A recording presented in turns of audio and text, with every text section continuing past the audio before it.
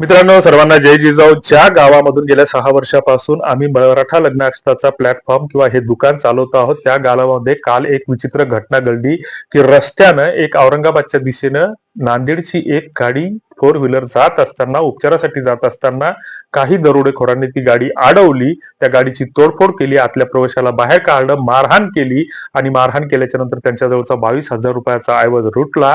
ही सुरुवातीला रोड रॉबरीची घटना वाटत असताना पोलिसांनी त्या घटनेचं गांभीर्यानं दखल घेतली आणि मूळ आरोपींना पकडून नंतर ज्यावेळेस ही घटना प्रसार माध्यमातून उघडकीस आली, तर ही घटना बनावट लग्नाची असल्याचं निष्पन्न झालं की वाशिम जिल्ह्यातील रिसोड तालुक्यातील आशेगाव पेनमध्ये एका मुलाचं लग्न जुळत नव्हतं, म्हणून त्यानं संभाजीनगर येथील एक मुलगी लग्न करून गावात आणली आणि गावात आणल्याच्या नंतर मौझा नावाच्या गावाचा एक दलाल जो मध्यस्थ म्हणून काम करत होता, तर त्यानं 2 लाख रुपये त्याची दलाली घेतली आणि मग ज्यावेळेस नेहमीप्रमाणे जशा महाराष्ट्रामध्ये ज्या काही अन्य घटना घडत आहेत, तर त्या घटनेप्रमाणे ही घटना की मुलगी पळून जाण्याचा विचार करत असताना, दागिन्यासह पळून जाण्याचा विचार करत असताना तिला पळून जाता आलं नाही, मात्र मुलगी पळून आली नाही किंवा मुलगी त्यांना सापडली नाही.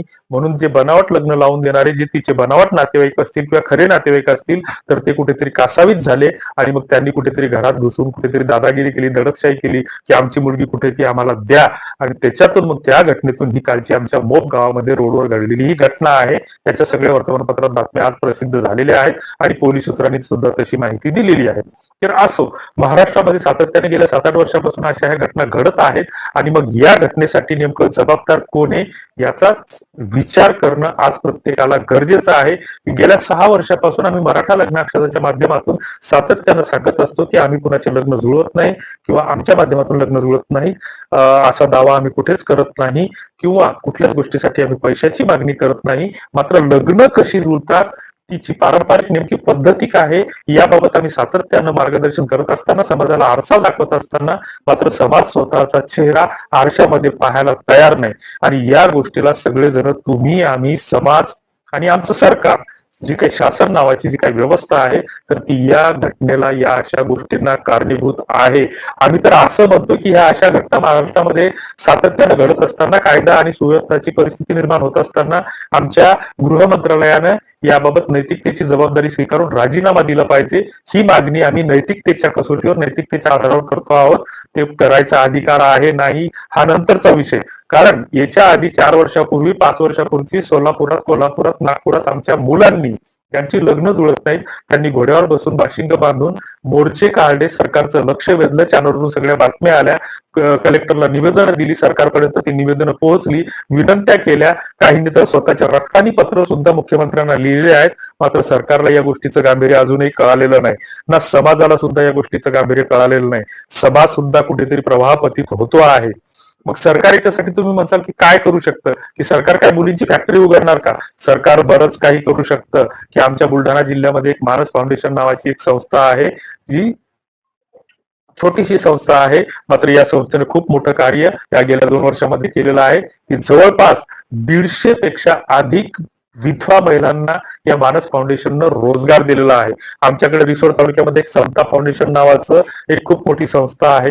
या संस्थेचा जर, अशा संस्थांचा जर आधार घेतला तर समाज बरंच काही अशा या माध्यमातून करू शकतो. मानस फाउंडेशननं पहिल्या वर्षी एक विधवांसाठी वधूवर परिचय मेळावा घेतला. फक्त 4 जोडपी त्या ठिकाणी, म्हणजे 4 विधवा त्या ठिकाणी नामांकन आले, त्यांना प्रतिसाद मिळाला नाही. दुसऱ्या वर्षी त्यांनी हिंमत हारली नाही आणि गेल्या 2 वर्षांमध्ये त्यांनी 75 पेक्षा अधिक विधवांची, परित्यक्त्यांची, घटस्फोटितांची लग्न लावून देऊन त्यांचे संसार उभे केलेले आहेत. आणि त्यांचे संसार उभे करत असताना जी काही पहिल्या लग्नाची मुलं मुली आहेत, तर त्यांनी त्यांची लिखित स्वरूपामध्ये जबाबदारी पूर्णपणे अपत्यासह स्वीकारलेली आहे. ही खूप मोठी महाराष्ट्रासाठी गौरवाची आणि समाजासाठी खूप मोठी उपलब्धी असल्याची बाब आम्हाला वाटते.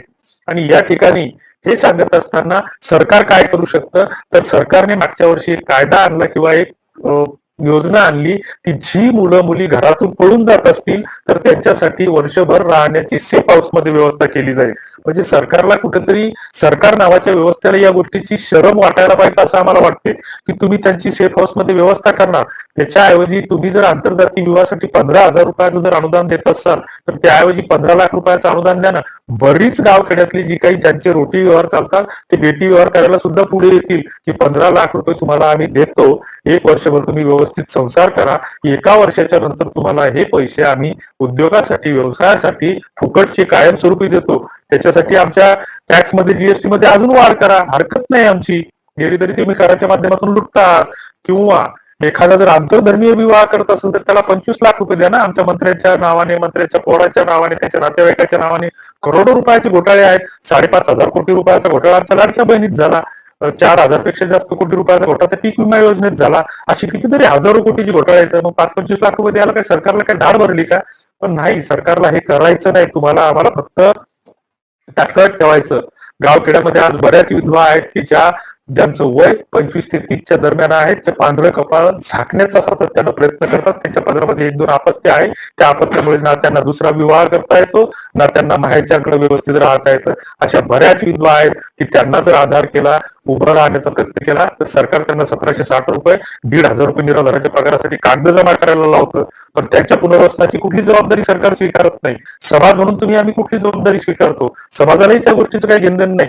11 लाख रुपये आम्ही या सप्त्यासाठी आता जमा करतो. गावखेड्यामध्ये गोरगरिबाकडून वर्गणी जमा करतो. 150च्या ऐवजी 500 रुपये द्या. आमच्यासारख्या लोकांना साहेब म्हणून 1100 रुपये वर्गणी मागितली जाते. आणि त्या 1100 रुपये त्या कीर्तनकार जे बुका लावून फुका सांगतात, तर त्यांच्या याच्यावर घातली जाते ती, की जे 2-2 लाख रुपये कीर्तनाच्या फिया घेतात. काय त्यांचं समाजासाठी योगदान? या बुका लावून फुका सांगणाऱ्या महाराजांचं जे आमचं योगदान आमच्या समाजासाठी आहे, ते खऱ्या आमच्या संतांचं योगदान आहे. की ज्या गाडगे महाराजांचं एवढंच भांडवल होतं की डोक्यावर एक उपडं खापराचं मडकं, एक 17 तिघळाच्या अंगाला कपडे, कपडे लटकणारा झाडू, दिवसभर त्यांनी गावखेड्यातली घाण साफ केली. कोणाच्या घरचं फुकटही खाल्लं नाही. पहिल्यांदा शेतात गेले, तिथून जळतनाची मोळी आणली, कोणाच्या तरी दारात टाकली आणि दारात टाकून त्याच्या बदल्यात बाई कोरड्यासाठी भाकर मागितली.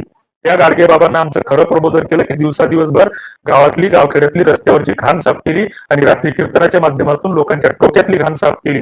नामदेव महाराजांनी पंजाब पर्यंत पार नजर मारून पहिल्यांदा वाळवंटात उभं राहून आमचं कीर्तन केलं की नाचू कीर्तनाचे रंगी ज्ञानदीप राहू जगी, हे सांगणारे आमचे नामदेव महाराज त्यांनी पाया रचला. आणि तुकाराम महाराजांनी त्यांचा कळस केला की जेथे करावे कथा तेथे न सेवावे अन्न किंवा देती घेती नरका जाती, हे सांगणारे तुकाराम महाराज या कीर्तनाच्या फिया घेतात. तुकाराम महाराजांनी खरं जे आम्हाला प्रबोधन केलेलं ते आमच्या डोक्यात कधी शिरतच नाही. त्यांचेच अभंग निरूपणाला घेऊन आमचे बुवा महाराज आम्हाला अक्कल सांगतात. लग्न जुळत नाही त्याच्यासाठी कोण विचार करतं की मुलींच्या अपेक्षा वाढल्या, सगळेजण आरोप करून मोकळे होतात की मुली नाहीत. पण मुलींची संख्या कमी झालेली हे कोण स्वीकारणार की आपण अबॉर्शन केलं 10-20 वर्षाच्या आधी, त्याच्या पापाची फळं आपण भोगतो आहोत. मुली आता शिक्षणामुळे आमच्या मोठाल्या होत आहेत, त्यांच्यामध्ये कॉन्ट्राडिक्शन निर्माण झालेली आहे. पूर्वी लग्न मुला मुलींची व्हायची, आता प्रोफेशन मध्ये होत आहेत. आमची कुटुंब संस्था, विवाह संस्था या सगळ्या मोडकळीस निघत आहेत. इथून पुढे 40% मुला मुलींची लग्न होणार नाही. समाज अधोगतीकडे जात आहे. याची जबाबदारी कोण? आपण कधी शिकणार? याच्यातून कधी आपण सावरणार?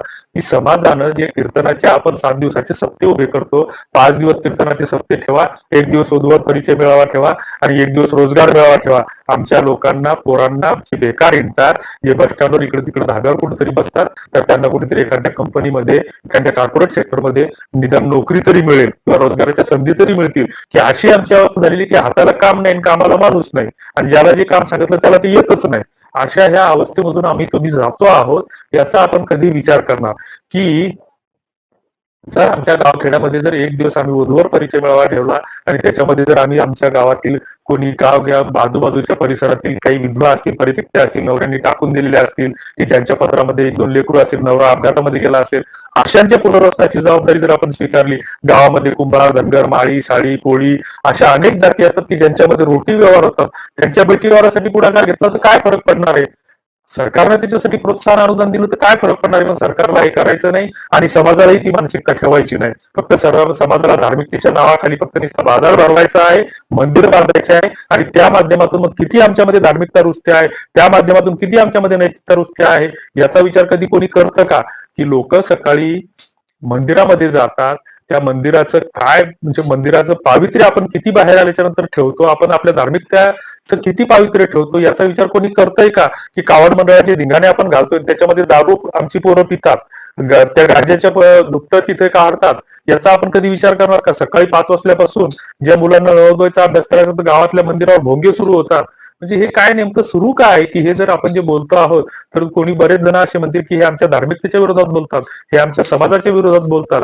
पण ही जी आहे ती वस्तुस्थिती सांगितलेली आहे, जी आहे ती वास्तविकता आहे. तुम्हाला याच्याबद्दल काय वाटतं ते कॉमेंट बॉक्समध्ये नक्की कळवा. धन्यवाद. जय जिजाऊ.